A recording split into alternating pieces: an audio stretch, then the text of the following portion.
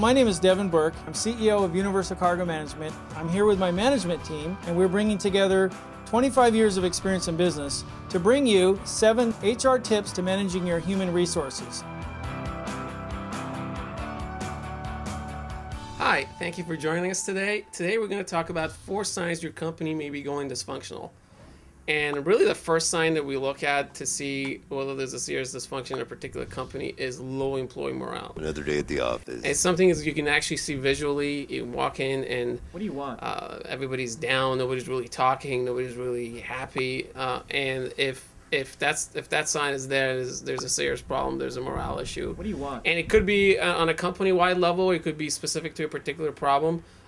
Scott, tell us a little about your thoughts on that. Yeah, the thing with morale problems is they're going to be visible to anybody except often the leadership. The leadership will often have a blind side to it. The customers are going to see it. The people in the company are going to see it. You should have trained me better. People are going to be aware of it. They're going to feel it every day, and it's kind of an oppressive thing when you come into an environment and the morale is just low. It's just not someplace you want to be. So it's going to lead to other problems. And if the customers pick up on it, it's going to be very difficult for them to enjoy interacting with your company. So really, if you can foster that environment as a leader, you're going to remove a blind spot and become aware of a problem spot that's there anyway. It's just now that you're aware of it, you can do something about it. Stupid job. Yeah, morale is a serious issue, and the more it's looked at, the more you have an opportunity to actually fix it. The second point is high employee turnover, which is in essence related to the first point, and they're correlated. Scott, what are your thoughts on that? High turnover is something you need to be aware of because there's an expense associated with it. As you mentioned, morale can affect that, but then it can also affect morale. People see other people leaving at a rapid pace. They start to wonder, if it's rats from a sinking ship, maybe I should be going too. I'm out of here.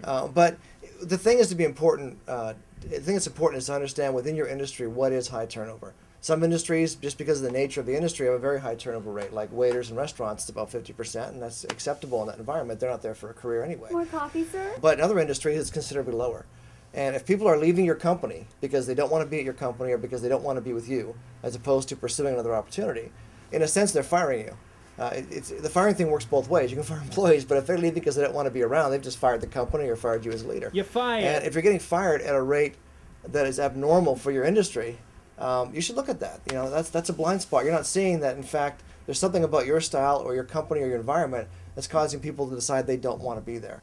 And longevity in employees, you've got experience will pick up after a while. You've got morale will pick up after a while. You start to lose those things if you're losing people quickly simply because you're not aware of it or you just don't want to face the fact that maybe it's something a change you need to make in yourself or in your company. You're fired. The third sign your company may be going dysfunctional is when your employees are talking about your customers as if they're a nuisance. But customers are annoying. Devin, tell us a little about your philosophies on that. My customers suck. When your employees are talking bad about their customers, that's obviously a red flag. That means that they don't have respect for them.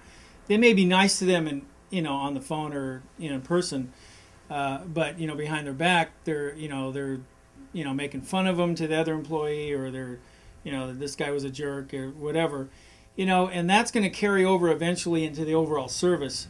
And so as a leader of the company, I think you have to instill that culture in your company where everybody that's involved with the customers, whether it's sales or operations, customer service, they have to truly care about the customer. Just like the book How to Win Friends and Influence People by Dale Carnegie. It's like people know instinctively when you really care about them and you're not just trying to sell them on something. So really you have to instill that culture where you truly care about every customer's needs. The fourth sign your company may be going dysfunctional is when your leaders are stifling the initiative of the employees. That's a serious problem, and it starts from the top. Yeah, I have experience with that, and unfortunately, I've been guilty of that.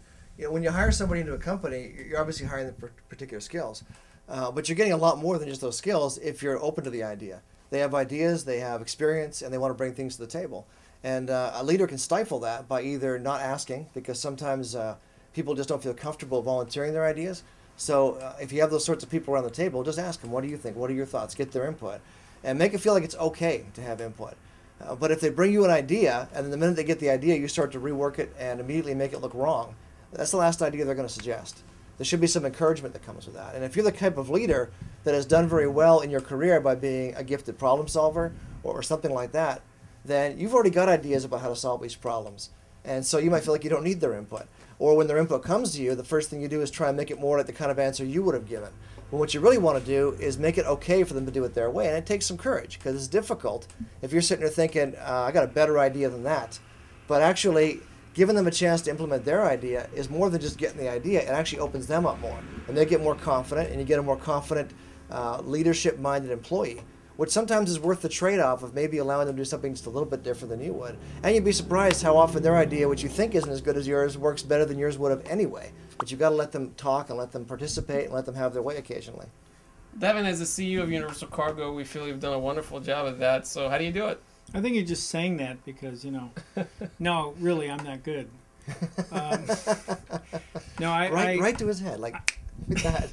I feel that it's important as the leader of the company to really instill that everybody has their voice being heard, and if you think that you have all the answers to everything or you can do everything yourself, then why'd you hire people? Obviously you're Superman, but you have to realize your limitations and that other people have strengths where your weaknesses are, and it really is like a team. It's like everybody's part of the process. And you have to be listen to people. If you're wrong, you have to be willing to take correction as a leader.